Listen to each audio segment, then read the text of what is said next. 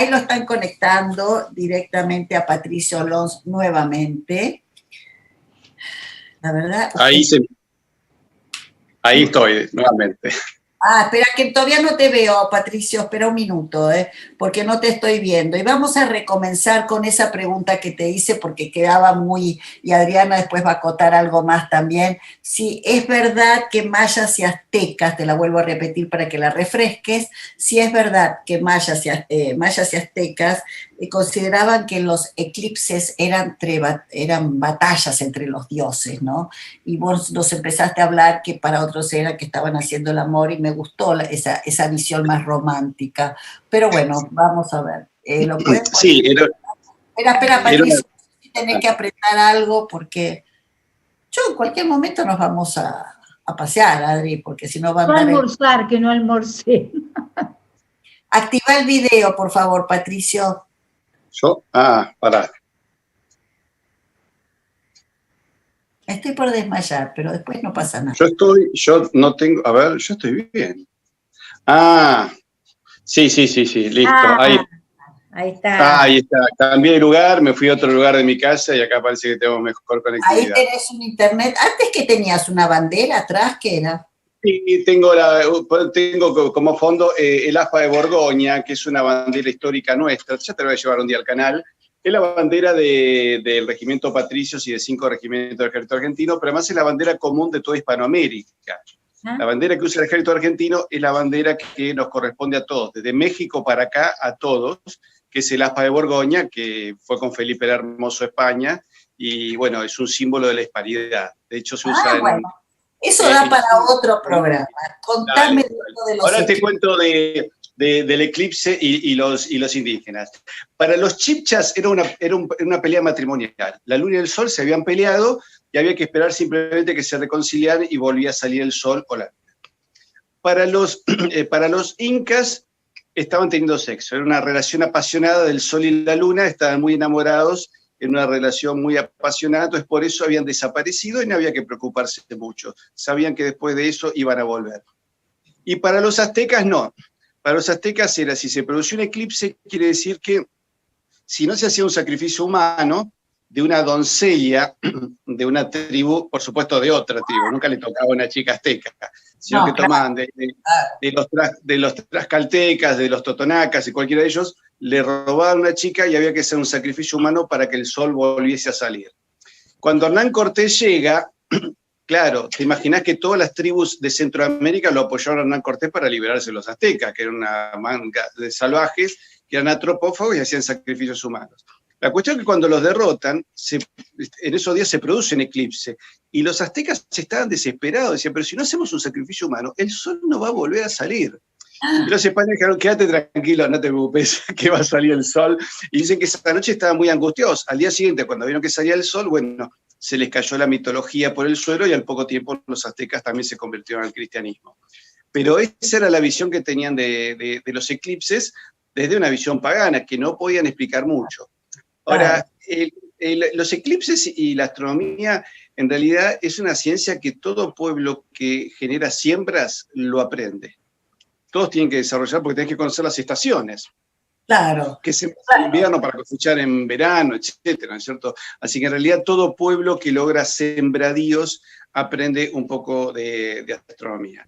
Y después, bueno, el primer eclipse del cual podemos decir el primero que desarrolla la ciencia de investigación de los eclipses es Tales de Mileto, por el 584 a.C., que es, ¿te acordás? Es aquel filósofo anterior a Sócrates, ¿no? Es considerado el más importante de los filósofos. La verdad que no me acordaba. Lo que pasa es que yo creo que... Yo era chiquito. Yo creo que el universo siempre fue un motivo de atracción terrible para cualquier civilización. Siempre miramos al cielo, siempre tenemos esa incógnita en el cielo. Y como vos decís, en el campo mismo, en el campo ven al cielo, miran las estrellas y saben si llueve, si no llueve, si siembran, si no siembran. O sea que desde siempre, evidentemente, pasó así. Es verdad, y además se encierra esa cosa de misterio, ¿no? Que daba para que todas las civilizaciones que no, por ahí no sabían nada, qué sé yo, diga, a nosotros nos faltó, viste, que la Organización Mundial de la Salud mire y diga, el universo dice, porque como nadie sabía nada de este COVID, entonces era increíble, pero el universo está lleno, uno dice, bueno, que se haga cargo el universo, como diciendo, me despojo de esto. Sí, sí, o digamos que estamos en manos de Dios, ¿no es cierto? Como decía un astronauta, vos sabés que Yuri Gagarin, el primero que sale al espacio, en realidad un hombre muy religioso, quisieron decir, le pusieron palabras en contrario, pero dice que cuando te encontrás en la inmensidad del espacio, tenés una sensación mística y religiosa. Él de hecho lo era. Lo que pasa es que decía, volvíamos a la Unión Soviética, teníamos prohibido hacer cualquier tipo de comentarios, ¿no? Y Edwin Aldrin, el segundo hombre que pisa la luna, también, dice, tiene esa visión, dice, cuando estuvo en la luna, para él fue una experiencia mística. Es decir, claro, porque estás ante la inmensidad de la obra de Dios. Es decir, bueno, si hacer un programa requiere un productor, requiere un montón de equipo, requiere un montón de ingenio, hacer un país requiere más, hacer el universo requiere muchísimo más, ¿no es cierto? Ahora, ¿por qué hay más eclipses? Hay una visión religiosa de esto, ¿no? ¿Vos sabés por qué hay más eclipses últimamente y generan esa cosita de miedo, en el sentido de, bueno, con todo lo que está pasando, la gente vuelca los miedos donde puede, ¿no? Y esto del eclipse de hoy, que la gente te lo vendían con alegría, ¿hay una diferencia cuando es un eclipse de sol o un eclipse de luna? No, lo que sí, evidentemente, dada la angustia que se vive, hay una sensación así como preapocalíptica, estamos todos encerrados, que te quieren meter una vacuna de la cual no se sabe qué hay, y si no te la pones no podés trabajar. Suena un poco, viste, el apocalipsis, y no podrán ni comprar ni vender si no se acepta la marca de la bestia. Entonces, bueno, evidentemente hay una situación así, y encima entre el 21 y el 24, va a haber una conjunción entre Júpiter y Saturno, y una de las teorías sobre la estrella de Belén es que no es la única, pero una de las que se acepta es que fue una conjunción entre Júpiter y Saturno. Es decir, entonces, que va a permitir que se vea como una estrella fija y más grande. Y en realidad los eclipses han tenido que ver con hechos importantes. Por ejemplo, la crucifixión de Cristo, en el monte Gólgota se produce un eclipse y se cierra el cielo y se parten las piedras del templo. Eso se produjo. Y después en el siglo XX tenés algunos fenómenos, el fenómeno de Fátima, cuando el sol parece que se acerca a la tierra y seca la ropa de la gente, ¿no? Cuando se aparece la Virgen, que además advierte de un fenómeno que se iba a producir en el cielo antes de una nueva guerra. Dice ella, esta guerra va a terminar, pero si el hombre no se convierte va a haber una peor. Y un año antes de la Segunda Guerra Mundial aparece una aurora boreal en toda Europa, color sangre, que los científicos de Europa nunca lo pudieron explicar porque se había producido ni antes ni se produjo después. Entonces se produce eso y al poco tiempo comienzan los problemas en Europa y terminan en la guerra más grande de la historia, ¿no es cierto? Entonces, sí, la gente tiene una idea de que esto produce. Pero bueno, yo creo que hay que ver la vida con fe y con optimismo, ¿no es cierto? No asustarse. Lo peor que podemos hacer es asustarnos. Y sobre todo asustarnos ante lo que no conocemos. De ahí es importante el saber y el tener un sentido espiritual de la vida, ¿no? Como decía Iorio, el saber te quita el miedo a la muerte, decía Ricardo. Claro, ¿no? pero por ejemplo, el saber te quita el miedo a la muerte. Claro, es cierto, pero con ese miedo a la muerte, por un objeto, por lo que sea, en 1910 la gente se suicidaba con el cometa Halley. No, pues es que hubo un poco de mito con eso. Sí, es como, ¿te acordás el programa ese de la Guerra de los Mundos de Orson Welles? Que él inventa una invasión marciana y que decía que la gente de Nueva York se mataba. No, hubo algunos accidentes de tránsito, algunas personas que se fueron, pero después cuando se revisó la historia no había sido tan grave. Y con el cometa Halley había bastante divulgación, porque además el cometa Halley aparece cada 70, 80 años. ¿Cierto? Mi padre lo llevó a ver las 2 veces. Entonces ya había bastante difusión. Obviamente que nunca falta el que ante una situación como esta decide hacer una barbaridad, pero en realidad no era tan común. Mira, hubo otro fenómeno interesante que fue una lluvia de cenizas que salieron de Mendoza a principios del siglo XX y que, por ejemplo, cubrieron la provincia de La Pampa. y me contaron algunos gauchos que habían sido testigos, yo era muy chico, y me dice, sí, había gente que se asustaba, pero ¿y usted qué hizo? No, yo me puse a tomar mate y a esperar tranquilo. Porque además dice, si hubiese sido el fin del mundo no podía hacer nada, me dice, así que guardé los caballos adentro, y después que pasó todo recogí la ceniza, que era como pull oil. ¿Te acuerdas del pull oil? Sí. ¿No es cierto?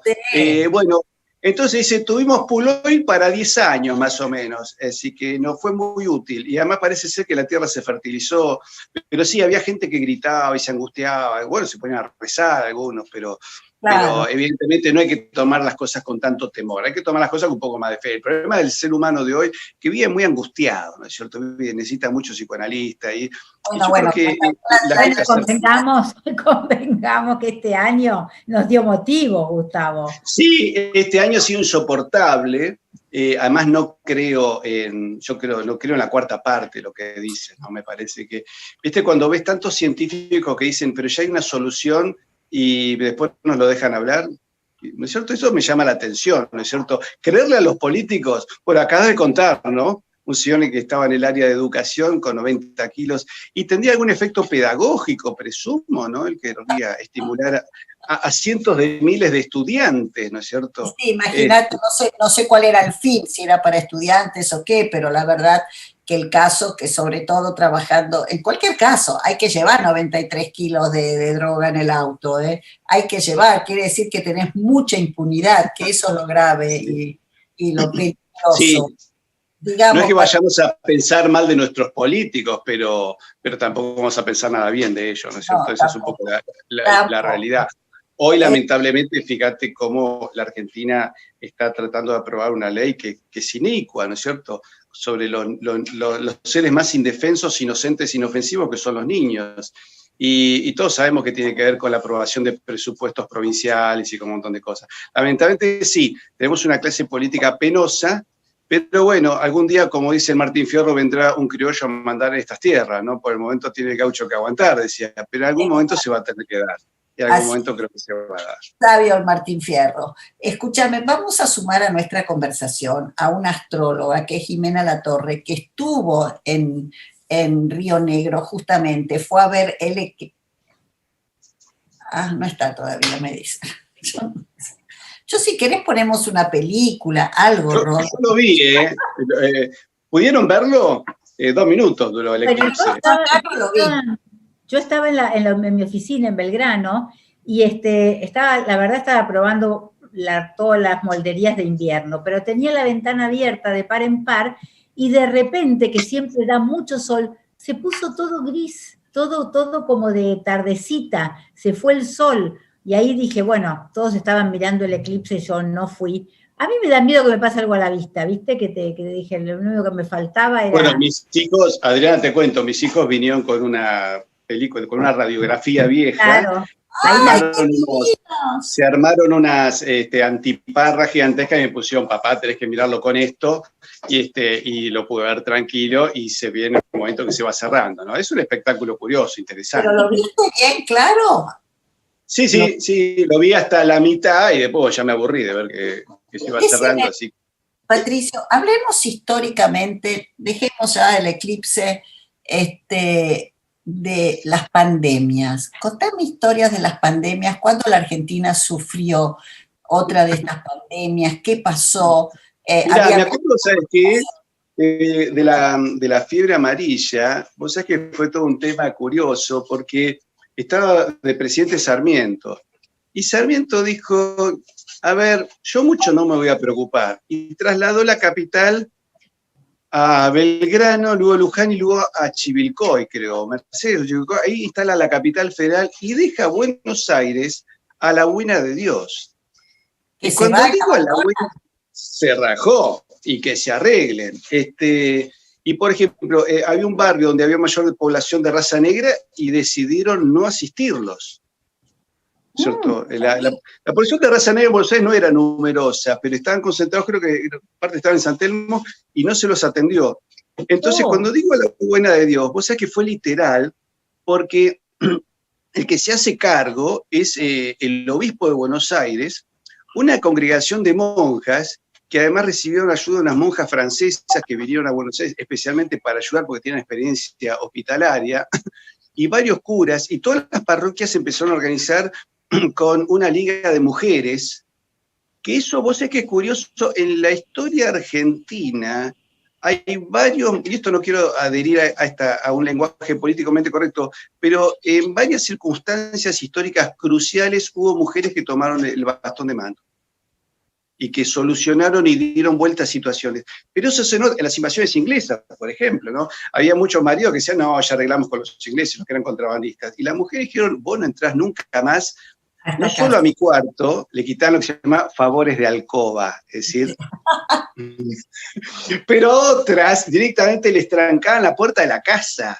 Y decían, te vas a San Isidro, porque ahí viene Liniers. Y el caso la iglesia y las mujeres organizan una suerte de hospital de campaña y logran parar la epidemia, que se estaba extendiendo por incluso las malas decisiones de Sarmiento, porque había venido un barco, creo que de Brasil, con gente apestada, y acá le dijeron, mire, hay que cerrarlo, no tiene que pasar de la aduana, y ver si se los puede ayudar ahí. Y dijo, no, esto va contra la libertad de comercio, y ordenó que se abrieran. Y dijo, pero señor, no lo abra.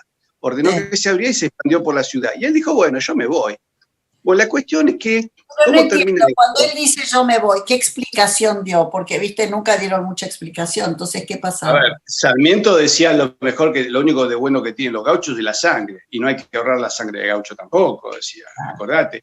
A los indios hay que matarlos porque tienen odio instintivo al hombre blanco. Tenía expresiones así que eran terribles. Entonces, en realidad no importaba nada, hay una época en que no había medio de comunicación, así que hacían lo que querían. Pero la cuestión es que esto termina con varios sacerdotes y monjas muertos, la mayoría argentinos, algunas francesas. El obispo de Buenos Aires quedó gravísimo, porque estaba atendiendo él como cualquier otro, hasta que en un momento él cae enfermo, se salvó de milagro y se logra parar la epidemia. Cuando termina, el único que se queda es un médico, creo que el ministro de Salud de Sarmiento. ¿Qué hace el gobierno? Como el gobierno eran casi todos miembros de la masonería, le echan la culpa a la iglesia. Hasta que este ministro de Salud, que él también era masón, pero dijo, muchachos, no podemos mentir tanto. Además, nadie se lo va a creer. Dice, la gente vio los curas y las monjas haciendo esto, y él hizo un reconocimiento oficial, y ahí se cayó el gobierno. Pero en realidad fue terrible y fue una inacción absoluta del gobierno. ¿En qué época era lo de la fiebre amarilla?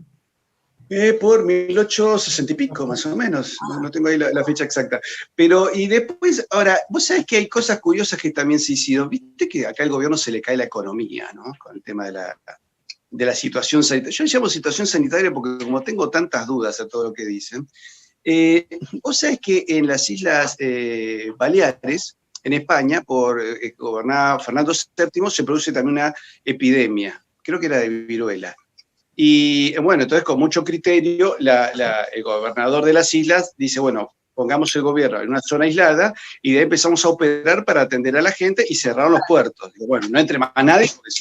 Pero el tema era que se estaban quedando sin moneda, porque había que pagar enfermeros, médicos y comida. Acá decían lo importante, decían los médicos, que la gente coma bien en primer lugar, ¿cierto? Entonces faltaba moneda. Entonces, ¿qué hicieron? La iglesia donó campanario y todos los elementos de plata y acuñaron una moneda que se llamaba sous. Sous en francés. Sí, sous. Pero vos que hablas francés mejor que yo, es sous, ¿no es cierto? Que sí como debajo. Y Fernando VII la manda a probar y le dice, y les manda las secas, o sea, la máquina de acuñación, y se hacen las monedas. Entonces, la isla acuñó las propias monedas de plata para que la economía circulara. Y es interesante porque en ningún momento se produce una crisis económica en la isla, o obviamente crisis sanitaria hasta que se logró parar. Lo que sí es curioso, que por lo general estas epidemias, tomás la peor que fue la gripe española, que no fue española, en realidad se produce en Francia por un soldado norteamericano, pero los españoles son los primeros que la detectan, entran, hacen un desastre y desaparecen. No existe, vos sabés que en el área de la medicina, para este tipo de cosas, se usan muchos elementos de historia, muchas herramientas de historia para investigar el paciente cero. Y claro, porque hay que ver dónde comenzó para entender una pista y descubrir dónde está la raíz del problema. Lo que sí, la fiebre amarilla dejó decenas de millones de muertos y desapareció. y nunca se entendió por qué desapareció. Y por lo general pasa lo mismo.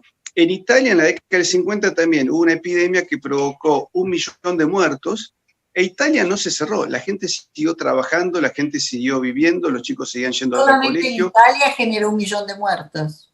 Sí, pero que esa fue posterior. La gripe española fue en 1919-1920. La otra que se produjo en Italia fue por la década de fines de la década del 50. Y en realidad vos cada vez que ves, hubo otra gripe terrible en Estados Unidos a principios del siglo XX, otra a fines del siglo XIX, pero nunca los países se cerraron. ¿Por qué? Porque vos necesitas que la gente trabaje y la gente genere inmunidad.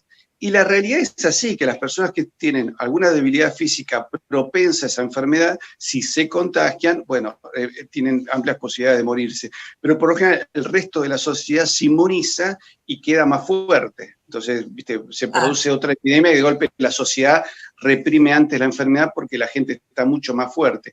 Lo que se ha hecho con esto, a mí me parece que es debilitarnos a todos. Yo doy clases a estudiantes secundarios y yo veo mis alumnos están todos muy mal. Anímicamente, se sienten ganados. Además no rinden académicamente, ¿no es cierto? Porque no es lo mismo una clase presencial que una clase online. Yo te digo, estamos llegando a final del año, que estamos desde marzo, abril, en las cajitas, como digo yo, y ya no das más, y además hay que sostenerse, cayó todo, no hay internet, vos tuvimos que cambiar, ¿no? Es muy estresante y aburre. Al final aburre, es muy estresante. Patricio, te quiero agradecer muchísimo que hayas estado con nosotros y nos hayas acompañado en toda esta primera parte del programa. Gracias.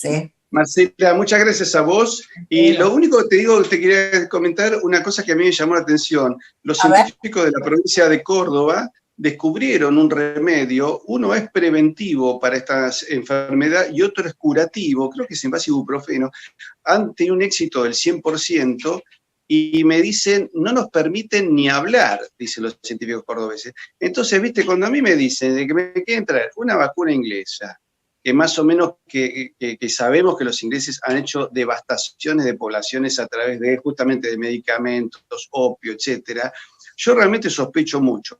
Un gobierno que te dice que te quiere curar, pero no atiende a los propios científicos, y por otro lado te manda una ley para matar a los niños por nacer, yo realmente desconfío muchísimo y espero... Pero estos científicos, ¿por qué no lo mandaron a organismos internacionales y descubrieron eso?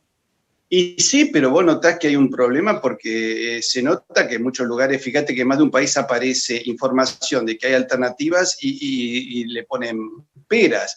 En Italia se hicieron, ¿cómo se llama? Autopsias a un montón de fallecidos por COVID y al final el 96% no tenía COVID. Entonces, realmente yo tengo mis serias dudas. En Alemania, los forenses de Hamburgo dijeron de todos los pacientes que nos mandaron supuestamente muertos por esto, ninguno lo tenía. Entonces yo realmente, sinceramente, dudo mucho de lo que nos están diciendo permanentemente.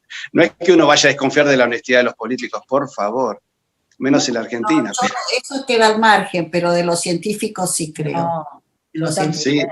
Y creo en los científicos del mundo, sin duda, sin duda. Si no, no estaría deseando que llegue la vacuna, por ahí no es la rusa, la china, la de Pfizer, la que sea, para dártela. Porque estos de Córdoba, no entiendo si escriben a las revistas, que son algunas muy prestigiosas, de que tienen esto, los hubiesen llamado quizás, pero si solamente se quedaron en la queja y que no los atendían, es raro también. Permitime que también dude.